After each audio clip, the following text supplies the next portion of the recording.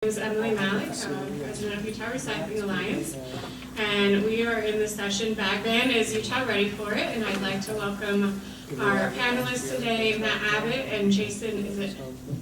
Haber, sorry. Jason Hay, I should have asked that in advance, see how unprepared I am. With us today, Matt Abbott is with Park City Municipal Corporation, and he manages environmental sustainability for the city of Park City. He is responsible for climate mitigation and adaptation for both the municipal government and the greater Park City community. Prior to joining Park City Municipal Corporation, Matt worked in waste and energy consulting. Matt grew up in north of Chicago, way north. I like that. He spent his 20s in Seattle, Washington, with a one-year hiatus in Boulder, Colorado. Matt has been a Park City resident since December 2012. He loves hiking, biking, camping, which almost makes up for what Utah calls coffee. He hasn't had cafe Iris coffee. Matt holds an MBA in Sustainable Business from Brainbridge Graduate Institute and a BA in Biology from Colorado College. He's a member of the Western Adaptation Alliance and the Urban Sustainability Directors Network. And then we also have Jason Haber from Aspen Corp. Jason works with residents, businesses, utility providers, local governments throughout the Roaring Fork Valley to promote energy efficiency, renewable energy, and environmental sustainability. He is currently assisting the towns of Carbondale and Basalt, Colorado, to develop community-wide environmental strategic plans. Prior to joining CORE in 2009, Jason gained a broad range of local government and environmental work experience with the town of Snowmass Village, Colorado, and the city of Santa Barbara, California. His professional responsibilities have centered around project management, policy development, and program implementation in the areas of energy and the environment, community and economic development, infill and redevelopment, capital improvements and public infrastructure, public finance, and asset management. Jason holds a BA in environmental studies from the University of California, Santa Barbara. And so welcome to our panelists today, and I think we're going to start with Jason, and he has a presentation, then Matt's going to talk to you for a few minutes, and then we'll open it up to some questions after that. So thank you. Thanks.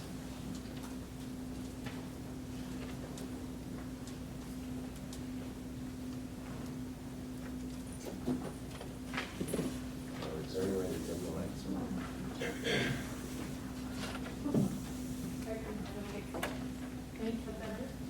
Is that better? So thanks for having me. My name is Jason Haber. I'm here from Aspen, Colorado. My presentation on passing disposable bag regulations in the Roaring Fork Valley. And for those of you that don't know, the Roaring Fork Valley sits on the western slope of the Rockies. It basically runs from Glenwood Springs up to Aspen. The Community Office for Resource Efficiency, CORE, is a local nonprofit that partners with local government, utilities, businesses, and individuals. We primarily focus on energy efficiency and renewable energy initiatives, but also dabble in water efficiency and a wide variety of other sustainability initiatives that communities in our area. So, just to give you some background on how we got into the bag conversation, back in 2008 for us, we got a call from a guy named Dave Allen with the Sheep Mountain Alliance in Telluride. And the city of Telluride basically challenged the city of Aspen to a reusable bag competition to see how many reusable bags we could get out in the community and how many plastic bags we could avoid using. And so over 3 months, from Memorial Day to Labor Day, collectively these two towns with a collective population less than 10,000 people avoided about 140,000 plastic bags, and we were got news coverage from 30 state and 5 national media outlets.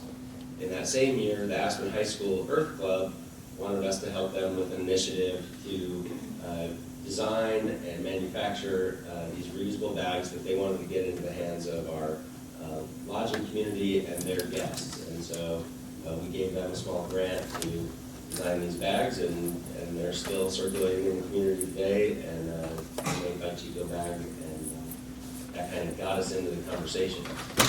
The following year, we dove a little deeper, producing a study, a really comprehensive analysis for the city of Aspen, looking at the choice, paper, plastic, or reusable. What are the environmental issues? What are the regulatory options? What does the legal landscape look like for doing that?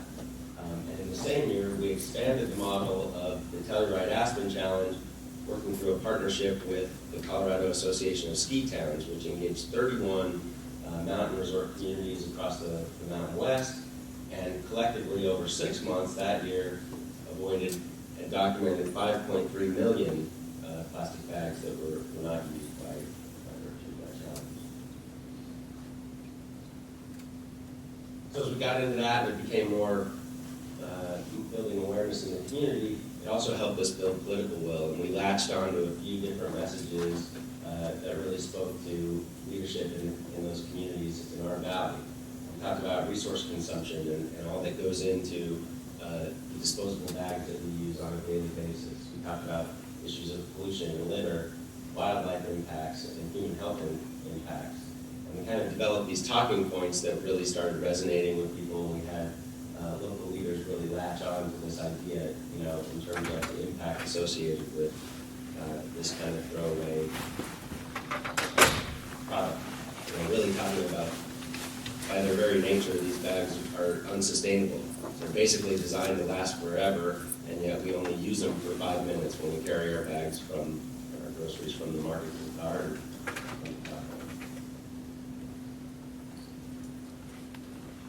So the following year, 2010, with a couple of key champions, elected leaders, we started moving towards regulation. And so we convened a meeting of the mayors of the City of Aspen, Town of Snowmass, Basalt, and Carbondale to come together with key town staff and start talking about how we develop regulations to legislate and encourage the use of reusable bags.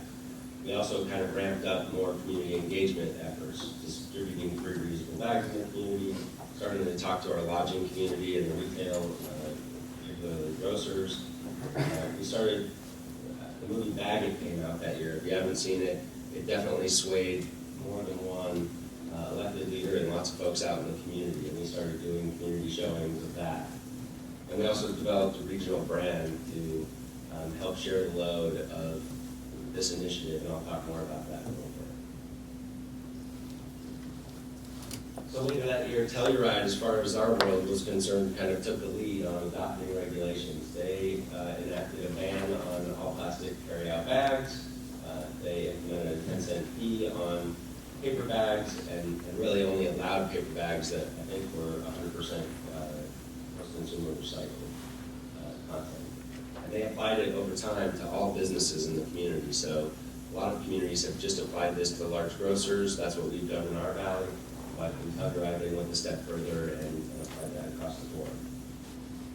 And so they weren't really alone. I mean, across the world, there were already bans in place, you know, by several countries across the world.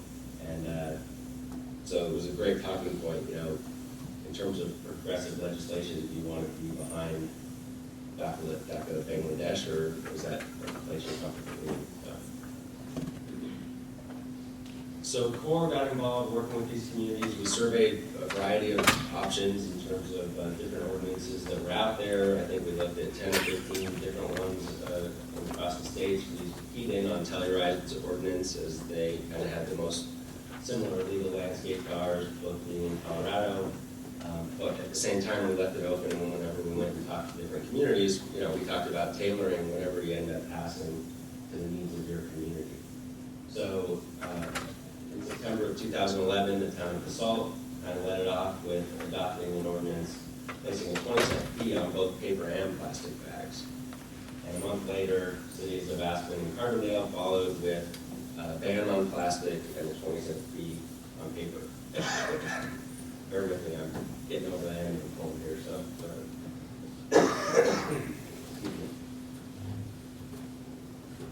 So these are just some of the basics in terms of an outline for what our ordinances look like.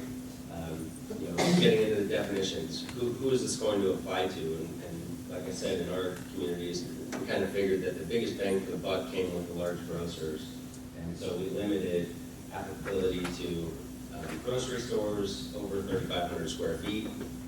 We talked about, you know, what a waste reduction fee looks like and how we would apply that. We talked about the definition of what a single-use disposable bag is. This only applies to, you know, the hammer bags that you see at checkout. It's not about the plastic bags that you wrap your flowers in, or that they wrap your meat in at the butcher's, or produce that you get out of the produce section. A section on where the ban applies, where the fee applies, what would be generated in terms of fee revenues, and how those were allowed to be used. Like I said, it's 20 cents a bag in all those communities. The allowable uses go to community education on waste issues. They go to community cleanup events, purchasing of reusable bags to distribute in the community, and staffing those programs. We talked about having required signage at each of the grocers to help explain what programs, what these regulations are about and why, and kind of take some of the blame away from the grocers in a way. The cashiers really end up being that frontline PR kind of staff, and so this took some of the heat off of them by requiring that. Sections on audits and violations, and then applying penalties for not complying. So once the actions were taken, or while they were in the process, we certainly got our fair share of criticism.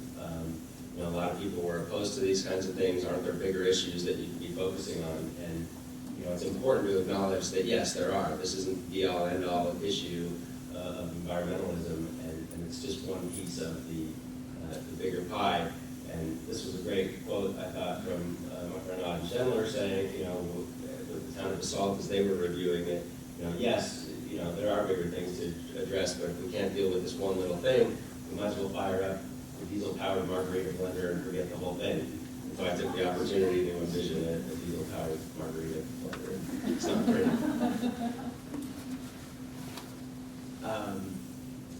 So along with the criticism, we got real political opposition. We had people standing up in meetings and pounding their fist on the table and this is un-American, this is taking away my freedoms, this is a slippery slope, what are you going to take away from me next?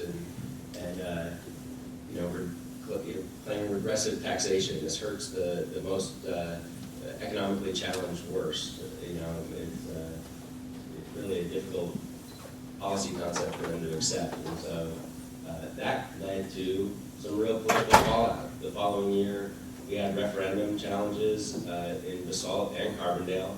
In the town of Basalt, they actually got the votes to overturn the ordinance, and today there are no bag regulations in Basalt.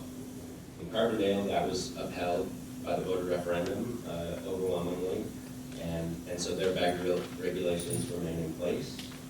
In the town of Snowmass, the council there, which I sat on at the time, I'm not proud to say, but we put it to an advisory vote, and the advisory vote failed by a vote of 53% to 47%.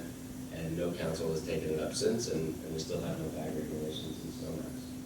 The city of Aspen also had a challenge for a referendum, but there weren't enough signatures to get that on the ballot, so their ordinances stayed in place. And with that said, they got sued. So the city of Aspen was sued by the Colorado Union of Taxpayers Foundation in 2012, and they basically keyed in on the idea of whether the 20-cent fee was a fee or a tax. And under Colorado's Taxpayer Bill of Rights, if you're going to impose a new tax, that needs to be approved by a vote of the people. And so that went through the whole process, and the city of Aspen got a summary judgment recently by the Pickens County District Court upholding the ordinance and denying the motions of the Taxpayers Foundation. They filed an appeal. It still remains to be seen whether that'll be heard by the Court of Appeals, but for now, all those regulations remain in place. So going back to the regional branding effort, it was basically understood that collectively we have a better chance and really take less heat individually if we can kind of get under an umbrella concept of promoting this idea of bag regulation. And so we came up with the idea of waste-free Roaring Fork. And fortunately, over the years, we've seen that that's a brand that now can apply to a wide variety of waste-related issues. It can apply to water, it can apply to energy. But it really started off with our efforts around bag regulation. And so under that banner, we went out and we talked to different community influencers, met with the Rotary clubs and chambers of commerce and kind of helped allay some of their fears and concerns about that. We developed common talking points that we went out to elected groups with. We held phone banks and made those calls to folks, when the votes were coming up. Continue to distribute free reusable bags in the community, generate letters to the editor, and work with partners out there. This is a photo of a report that was put together by a nonprofit called Environment Colorado. They're an arm that split off of Environment California, and this report is basically just a reworking of a report that was done in California to encourage these bag regulations. They changed the photo from the ocean to some mountains and really helped tailor that to be more applicable in our communities. And so under that group, again, we went out, we secured paid advertising, earned media, we re-engaged those retail grocers primarily. We have Kroger kind of dominates the landscape in that area. And what we heard in terms of feedback from them was they weren't going to get out and support this. They don't necessarily want these regulations, but they weren't going to fight it either. And they would go along really with whatever these communities wanted and support the community well.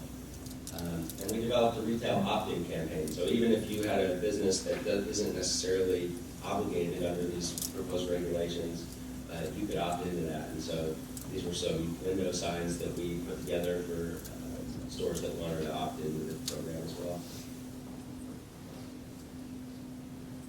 And so these are just a couple of examples of some of our advertising. On the left, we got one of our local cartoonists to volunteer and donate a cartoon. If you can't read it, it says, to make a real decorating statement, I think you need to throw in a few more orange ones. So just kind of acknowledging, how plastic bags litter the landscape and trying to encourage folks to vote when those votes came up in April 3rd on the referendums in favor of supporting these bans. And on the right, you have a local radio personality, does a bluegrass show, and he recorded this spot that I'll play for you. It's just a minute or so. Also encouraging that.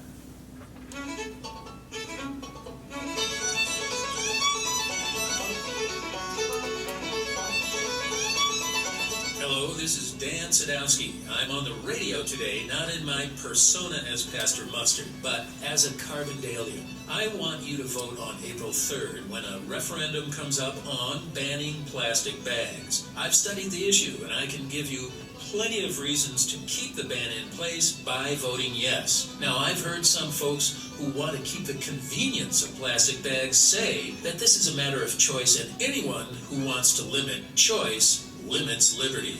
I say, relax, dudes. We're evolving here. We no longer smoke on airplanes. We no longer put CFCs in spray cans. We no longer put lead in paint or gasoline, etc., etc. A lot of things we used to do, we don't do no more.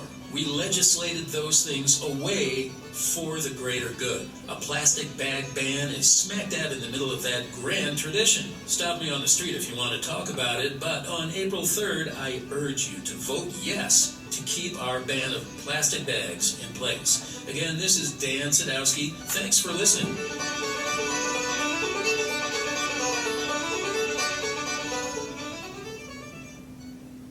So we recorded a few more of those with notable community members that were recognizable and willing to support the issue.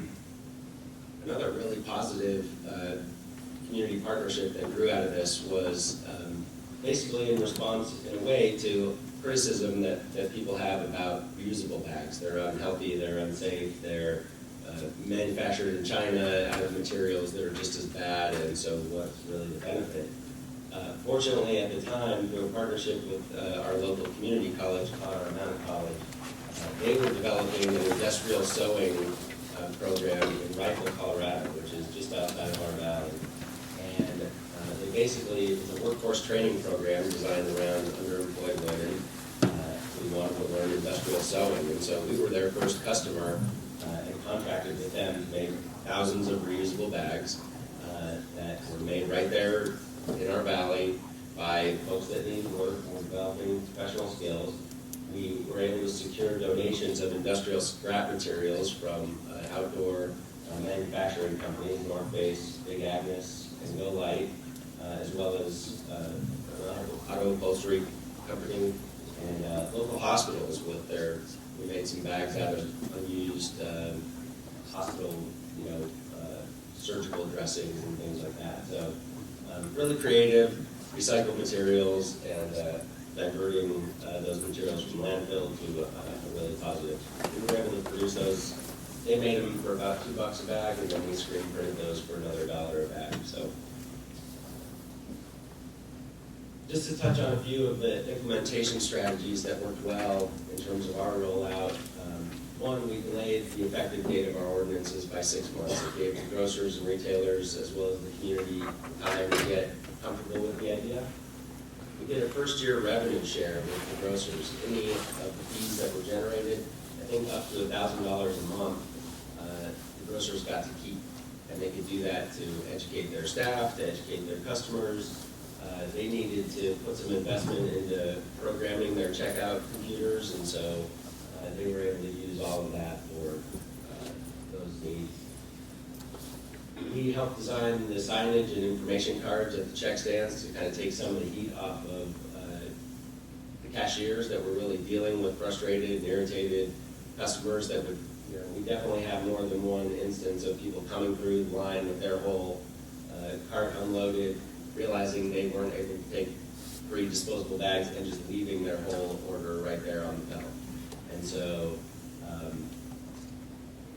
taking that time to work with those staff, and I definitely heard more than one cashier, saying, hey, it wasn't my dumb idea, blame the city council, it was their dumb idea. And so, over time, it's kind of softened and become more mainstream, but really working with those folks to take some of the pain off of them is important.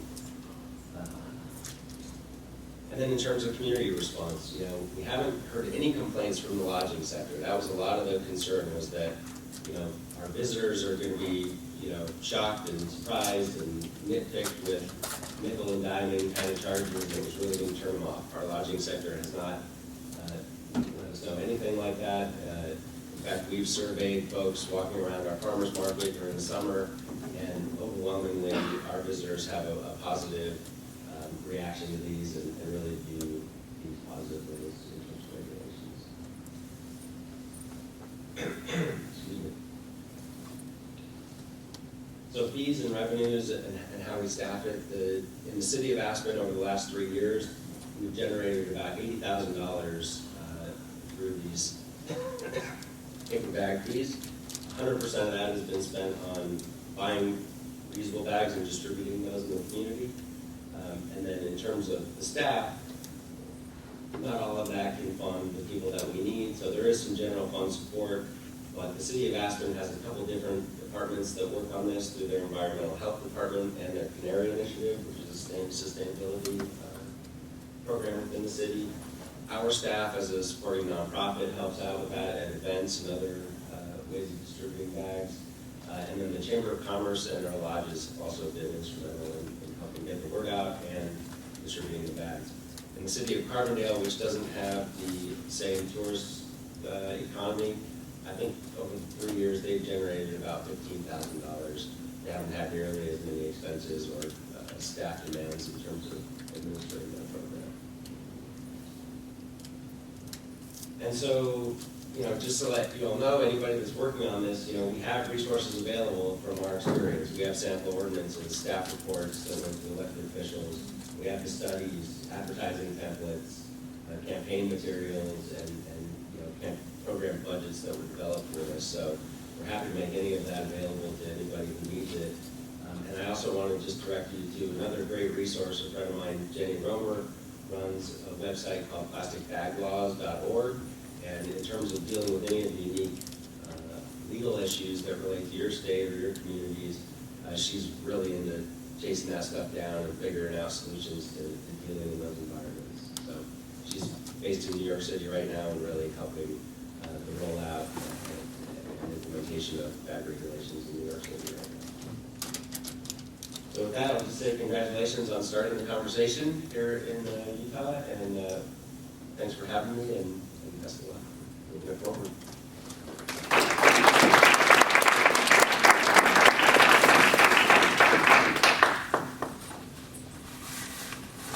So I'm just going to provide a quick update of what Park City has gotten done and where we're at.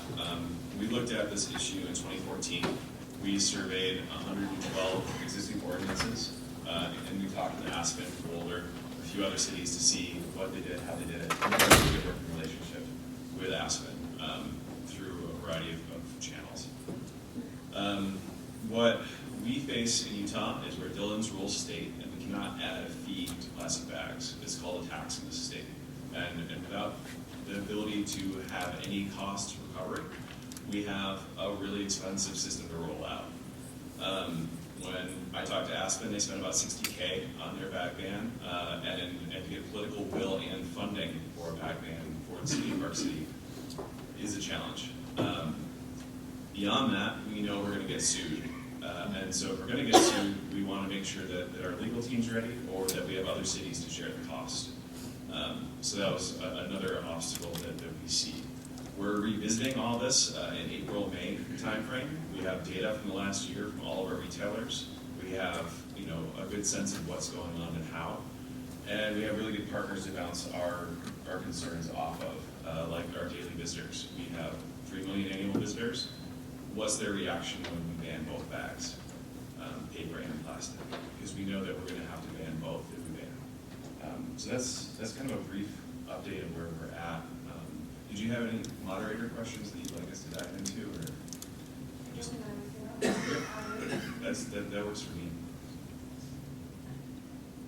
Can you talk about why you have to ban both?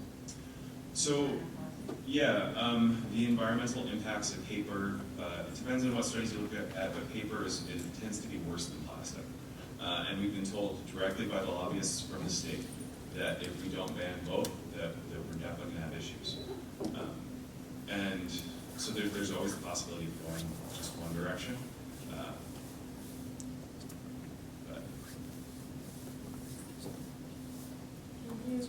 Can you talk a little bit about your legislative experience? You just referred to your lobbyists.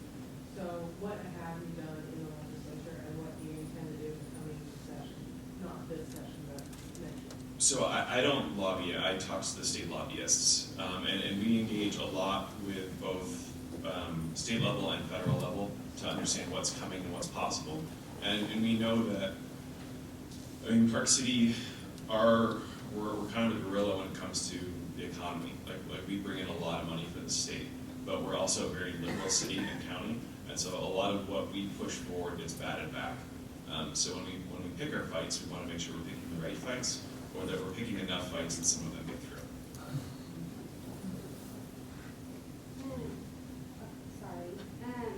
I'm curious, this is something we've thought about doing on campus here at Weber, but we're hesitant to use the word ban. I feel like it has a negative connotation. Have you guys had any, I guess, feedback from the community on that? Have you, what's your We haven't thought of another word for it. Right. We just went with it. Okay. But yeah, I mean, like I said, we did get pushback. People don't like the idea of things being taken away from them, really. But sometimes you just have to be willing to make that case that it's worth it. There's the greater good here, and it's worth giving up that freedom for that collective good. So, to the degree that what we really try to encourage with both of our regulations is that we want to see a shift to reusables, right? So rather than maybe focusing the idea about we have to get rid of this, it's just that we want to move to a more sustainable option and then providing the resources to help do that. So if you have partners that can help generate those bags or help you fund making those bags and distributing them in the community, that might help supplement it. There's a question in the back. Can you give more of the history of what happened in Park City? Sort of the prehistory that got you to where you are now? Yeah, so we have been tackling all sorts of sustainability issues since 2007. Waste, we haven't had a whole lot of expertise poor experience in. And leading up to waste, we've been, we piloted a recycling program, probably, a decade after most other cities have piloted a recycling program. And then as we've worked through the issues and figured out what in our waste stream is the issue, Recycle Utah brought the plastic bag ban to us. And we worked pretty hard to figure out what the possibilities were with that under existing ordinances, through the advisement of our legal team, and then through our council. And the political will of our council was to do a one-year pilot. It was not to do more than that. And as we reassess it, which is soon, we'll get to see what their political will is again. And with one sustainability staff member, which is me, there's also there's a time exchange. So if we're focusing on issues, especially waste issues, do we focus on the 1/3 of our waste stream or more that's organics, or do we focus on the 0.3% that's a plastic bag? And I'm a big believer in small actions, and I'm also a big believer in bigger staffs. In the back. Yeah, how much time, if any, did you spend at the retail level asking for the retail outlets to take on this ban rather than doing it with ordinance? We talked with all of them, and they're as cooperative as customer service allows, if that makes sense. There's no economic incentive for them to make these changes, and their job is to sell as much stuff as possible per hour. And we've got 2 large grocery stores who would be the main partners. There's plenty of small retailers who will shift over on their own, but in terms of the dollar rules a lot. And as cooperative and as philosophically aligned as they can be, they also have big corporations behind a lot of them. And they have motivations beyond what Park City thinks.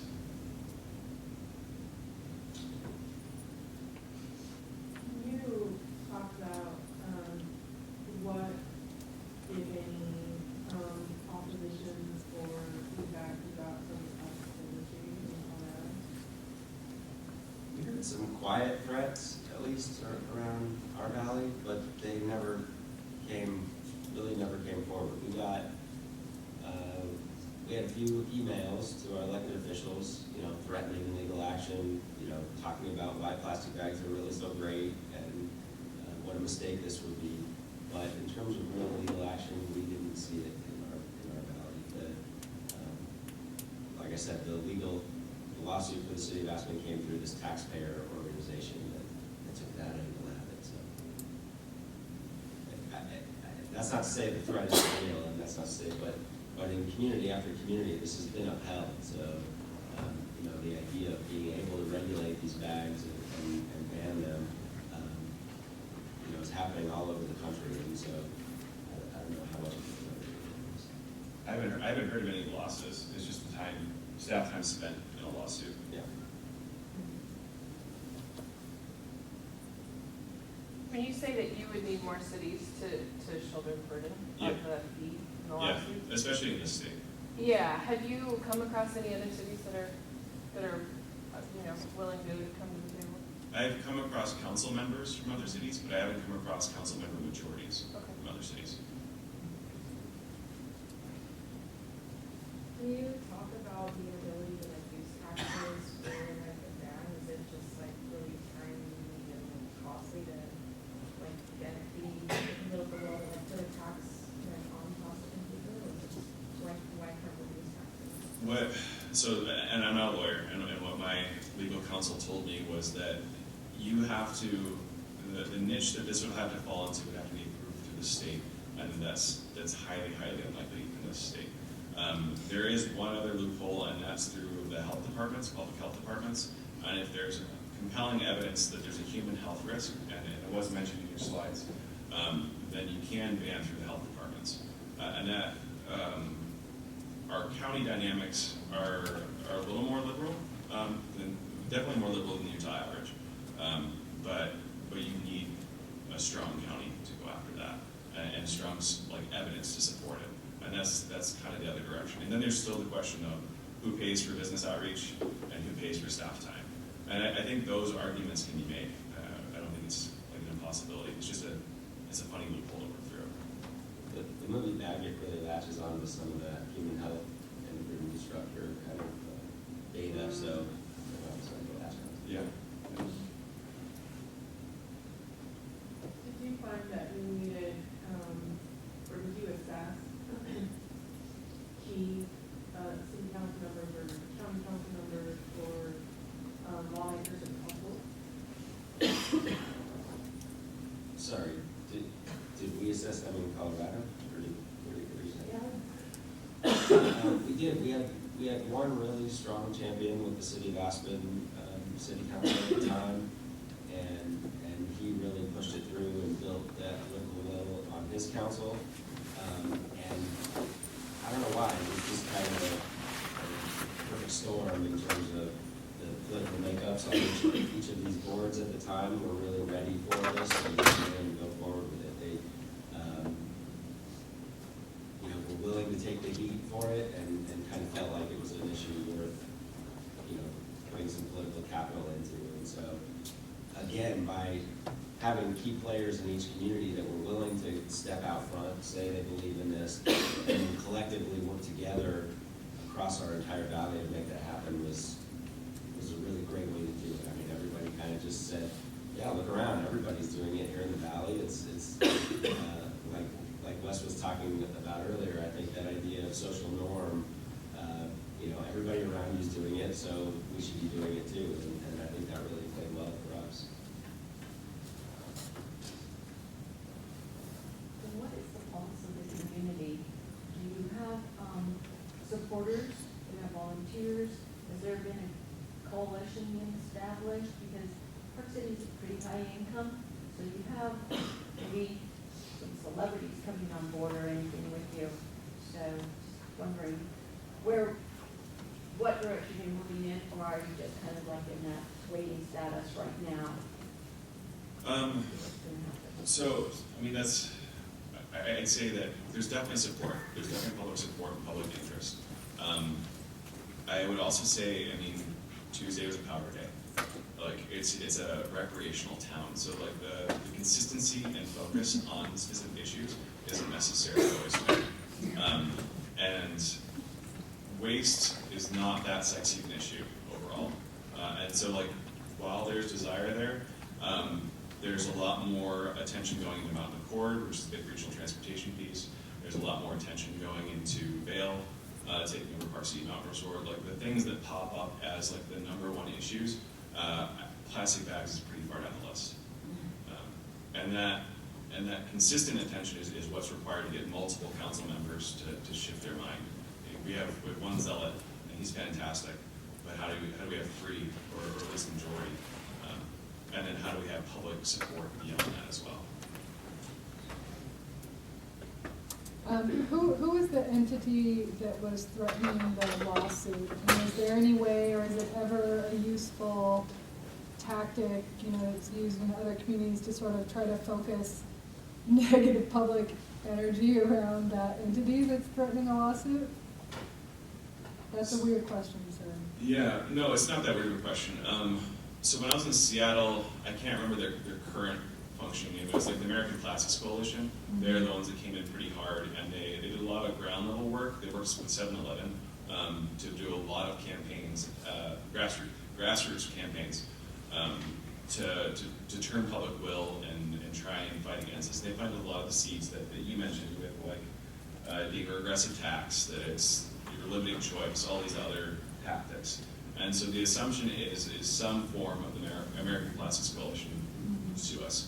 And it's mostly because the leader cities in each state tend to be sued by someone, and then after that lawsuit's cleared, it opens up the floodgates. And with the number of things that our legal team's engaged in, they're very hesitant to be the lone people taking this on. So it wasn't the retailer. For some reason, I was thinking it was the Retailers Association that was pushing as well. I can't remember I know the woman's name, but I can't remember who she represents. And she was clear where they would definitely be pushing the legislature. And I actually appreciate how frank she was about what would work and what wouldn't work. So in Colorado, was there any surprising supportive groups that came out in support of the bag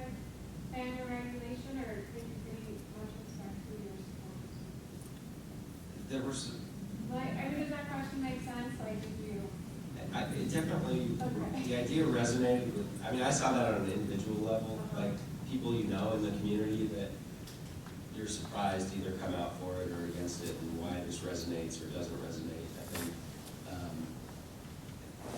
from, you know, I guess from an industry standpoint, you know, some of the medium-sized retailers that supported it, I think, were surprising. Ace Hardware, you know, is kind of they're locally owned franchise, so it kind of depends on what the owner's into or not. But, you know, he was definitely very skeptical about it, and kind of brought the, you know, sort of libertarian, don't regulate me, I don't want to be limited in what I can do, but it makes sense, so I'm just not going to get those out anymore.